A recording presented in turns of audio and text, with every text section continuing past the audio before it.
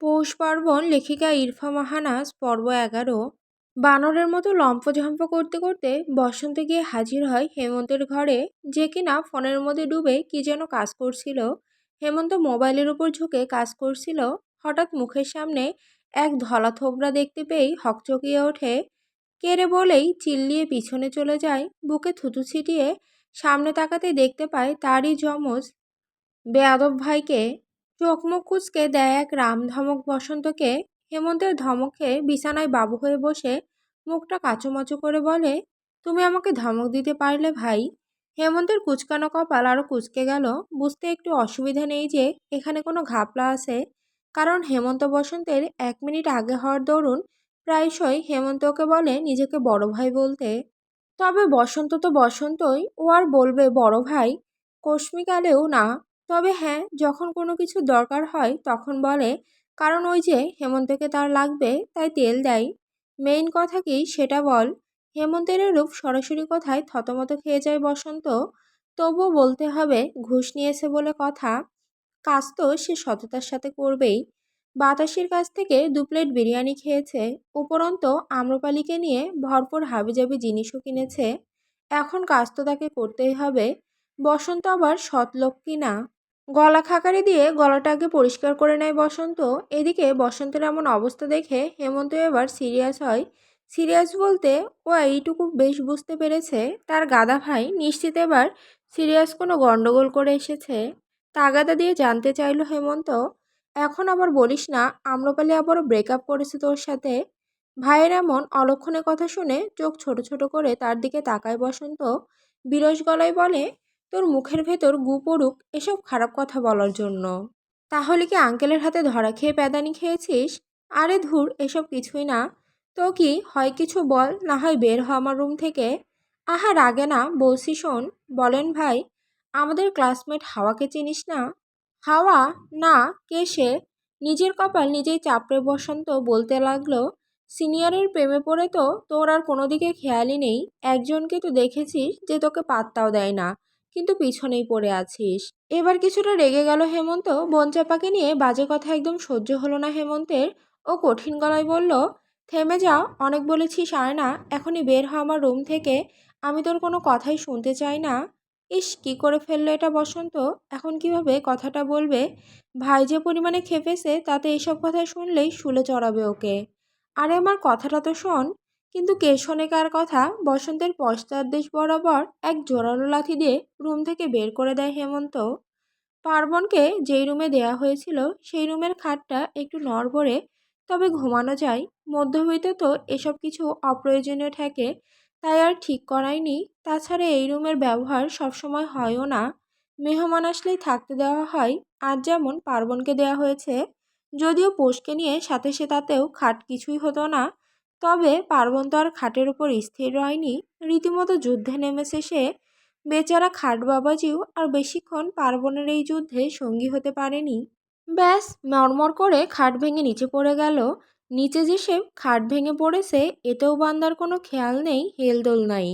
সে তার কাজে ব্যস্ত, পোষের উপরেই এখনো আছে, এক চুলও এদিক ওদিক হয়নি। পার্বণের কিছু হোক বা না হোক, পোষের অবস্থা হালুয়া। একে পার্বণের মতো এক দামড়ার তলে ও যায় যায় অবস্থায় আছে, তার উপর খাট ভেঙে পড়েছে। ওর কোমর বোধহয় ওর শরীর থেকে আলাদা হয়েই গেছে। রাগে গজগজ করতে করতে পার্বণের উপর চিল্লিয়ে ওঠে পৌষ, ওরে শালার পো শালা, উঠ তুই, আমি বেঁচে থাকলে আবার রোম্যান্স করিস। নিজ কাজ কন্টিনিউ রেখেই পার্বণ হুঁশিয়ারি দিয়ে বলে, উহু, ডোন্ট ডিস্টার্ব মি।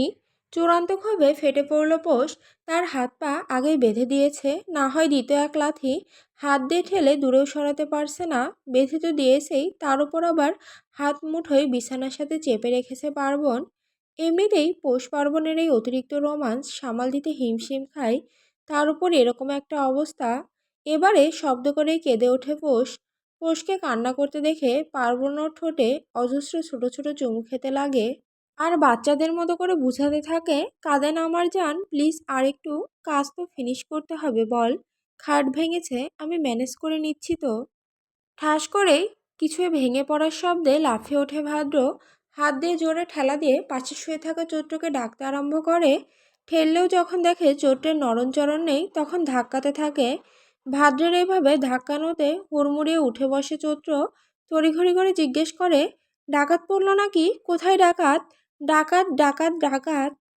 শেষে ডাকাত বলে চিৎকার দিতে নিলেই ওর মাথায় বাড়ি মারে ভাদ্র। কটমটিয়ে ভাদ্রের দিকে তাকাতেই ভাদ্র বলে, বলদ মহিলা, এত রাতে এভাবে কেউ চেঁচায়? বলদ বেটা, তো এত রাতে এভাবে কেউ ঘুমন্ত মানুষ জাগায়?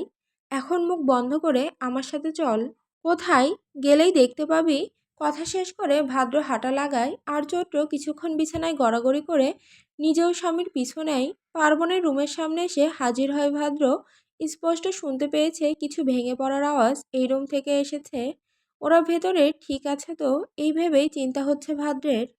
এদিকে ভাদ্র আর পার্বণদের রুম, আর অন্যদিকে আবার পুটি আর শুটকি থাকে, তাই ওরা অত দূর দিয়ে না শুনলেও ভাদ্র ঠিকই শোনে। ভাদ্রকে অনুসরণ করতে করতে এসে যা দেখে, এতে চৈত্রের চোখ কোঠর দিয়ে বের হয়ে আসার উপদ্রব। ভাদ্র পার্বণের রুমে দরজার সামনে দাঁড়িয়ে আছে। শুধু দাঁড়িয়েই নেই, ও এমনভাবে ধাক্কাচ্ছে মনে হচ্ছে ভেঙে ভেতরে চলে যাবে। হাই হাই করতে করতে এগিয়ে গেল চৈত্র। রুমের মধ্যে থেকে আসা অসামাজিক কিছু আওয়াজ শুনতেই চৈত্রের পা দুটো থমকে গেল। সাথে বিরাট বড় এক বাজ পড়ল ওর মাথায়। এই লোক কিনা শেষে ছোট ভাইয়ের ঘরের সামনে এসে দরজা ধাক্কাচ্ছে, তাও এরকম আওয়াজ শুনে দাঁড়িয়ে আছে। চিবিয়ে চিবিয়ে ভাদ্রকে উদ্দেশ্য করে চৈত্র বলে, এই যে অভদ্র মশাই, চলুন। আরে দাঁড়া, ডাকতে দে, ভেতরে কি ভাঙলো দেখা লাগবে না? চোখ বড় বড় করে ভাদ্রের দিকে তাকিয়ে চৈত্র বলে, না লাগবে না। ছি, কি অশ্লীল তুই। কিছু বলতে যাবে তার আগেই ওর বুলি মাঝপথেই থেমে গেল। ভেতর থেকে আসে কিছু নিষিদ্ধ চিৎকার আর আওয়াজ শুনে এতক্ষণ খেয়াল না করলেও এখন শুনতে পেয়েছে। অপ্রস্তুত হয়ে পড়ে ভাদ্র। ধাক্কাতে থাকা হাত থেমে যায়। নজর এদিক ওদিক করে আর কিছু না বলেই সেখান থেকে গটগট পায়ে চলে যায় ভাদ্র। চৈত্রও দাঁড়িয়ে না থেকে ওর পিছু পিছু দৌড়ায়। সূর্য মামা পূর্ব আকাশে উঁকি দিয়েছে। চারিদিকে পাখির কিচিরমিচির আওয়াজ, পানির স্রোতের শব্দ ভেসে আসছে। জানলার ফাঁক গলে রুমের মধ্যে আলোর ছটা এসে পড়ছে। সবাই যেখানে ভোর হতে উঠেছে সেখানে ব্যতিক্রম পার্বণের রুমের দৃশ্যপট। ক্লান্ত হয়ে শুয়ে আছে পার্বণ, আর তার উপর এক পাশ হয়ে শুয়ে আছে পৌষ। সারা রাত পার্বণ পৌষের উপর থাকলেও এখন পৌষ পার্বণের উপর, ওর বুকের ওপর। পৌষকে দুই হাত দিয়ে জাপটে নিজের উন্মুক্ত বক্ষে আগলে চিত হয়ে সেই ভাঙা খাটের উপরেই শুয়ে আছে পার্বণ। হ্যাঁ, কাল সারা রাত পার্বণের কার্যক্রম চলেছে। এক চুল পরিমাণও ছাড় দেয়নি সে পৌষকে। গতকাল সারা রাত একটা ঝড়ের মধ্যে ছিল পৌষ, আর সেই ঝড়ের নাম পার্বণ। ওর মাত্রাতিরিক্ত রোম্যান্সের ঠেলায় পৌষ এখন আধমরা। নড়তে চড়তেও ভীষণ কষ্ট হচ্ছে তার। পার্বণও বুঝলো বিষয়টা, তবে হুট করে কেন জানি পৌষকে রাগিয়ে দিতে ইচ্ছে করলোও তাই। বুঝলি পৌষ, আগেই বলে দিলে হতো তুই আমার বউ, তাহলে আর বাসার বাসায় কাজগুলো এভাবে অসমাপ্ত করে রাখতাম না। পার্বণের বুকে দুটো থাপ্পড় দিল পৌষ।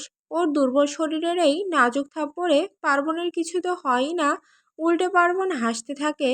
পৌষ চাইলেও কিছু বলতে পারছে না। সে দুর্বল, ক্লান্ত। সারা রাত তার শরীরের ওপর অত্যাচার করেছে এই বজ্জাতটা। নড়তেও পারছে না, ব্যথায় টনটন করছে। হাত দুটো বাঁধার কারণে হাতও ব্যথা হয়ে আছে। বিশেষ করে তলপেট থেকে শুরু করে তলপেটের নিচ অবধি অবশ হয়ে আছে। পৌষ ঠিক করে রিভেন্সও নিয়েই ছাড়বে। ও সময়ও আসবে। পৌষের সময় কবে আসবে তা তো জানি না, তবে পার্বণের যে এখন সময় চলছে তা বেশ বোঝা যাচ্ছে। একটু নড়তেই ব্যথায় কান্না করে ফেলে পৌষ। কাঁদতে কাঁদতেই পার্বণকে ঝাড়ি দিতে থাকে। পার্বণ এবার অসহায় হয়ে তাকিয়ে রয় পৌষের কান্নারত মুখটার দিকে। কাল থেকে এই মেয়ে যে কতবার কাঁদল। পার্বণ এবার আরেকটু ভালো করে পৌষকে জড়িয়ে ধরে। ওর মুখে হাসা চুলগুলো কানের পিছে গুজে দিতে দিতে বলে, চেষ্টায় তো কমতি রাখিনি, আর কাঁদিস না। জীবনে প্রথমবার বাসর করেছি তো তাই। পরের বার আর এরকম হবে না, তখন তো এক্সপেরিয়েন্স থাকবো। কিরে ননদিনী, আমার জামাইয়ের কি খবর? জামাইয়ের খবরটা জামাইয়ের কাছ থেকে নিলেই ভালো হয় বউ, ননদকে আর কত জ্বালাবেন। পিছন থেকে রাশভারী পুরুষালী গলার স্বর পেতেই চমকে উঠল পূর্ণা। কে বলেছে দেখতেই পিছনে ঘুরলে কারো বুকের সাথে বাড়ি খায় সে। পূর্ণার সাথে ধাক্কা লাগলো। ব্যক্তিটির কোনো ভাবান্তর দেখা গেল না, বরং দুই হাত ট্রাউজারের পকেটে গুজে তীক্ষ্ণ দৃষ্টিতে পরখ করছে সামনের রমণীকে। পূর্ণা যখন বুঝতে পারল ব্যক্তিটি আর কেউ না, তারই তথাকথিত জামাই মহোদয় কালো মেঘ, তখন বোকা বোকা হেসে জিজ্ঞেস করে, ইয়ে মানে আসসালামু আলাইকুম মেঘ ভাই, ভালো আছেন? দুই হাত আড়াআড়িভাবে বুকে গুজে পূর্ণার পা থেকে মাথা অবধি একবার চোখ বুলিয়ে নিয়ে কালো মেঘ বলে, বউ ছাড়া আর কতকাল থাকবো বল? এবার তো পার্মানেন্টলি চলে আসার পালা এখানে। কি বলিস, আসছিস কবে তাহলে? কি জবাব দিবে, ও তো এমনিতেই মজায় মজায় বলেছিল। ছোটবেলায় একবার কালো মেঘকে দেখে পূর্ণা বলেছিল, আমি বড় হয়ে মেঘ ভাইকে বিয়ে করব, তার লাল টুকটুকে বউ হব। ব্যাস সেই থেকে এই নিয়ে পূর্ণাকে পচানো হয়। তবে শেষে যে কালো মেঘও এই কথা বলতে পারে তা পূর্ণার ভাবনায় আসেনি। আজকেও কলেজে যাবে না ঠিক করে পূর্ণা আর বনচাপা। দলে দুজন লোক নেই, সেখানে কলেজে যেতে ভালো লাগে না। তাই আজ সকালে যেই না বনচাপাকে বাড়ি ডাকে অমনি নাচতে নাচতে এসে হাজির হয়।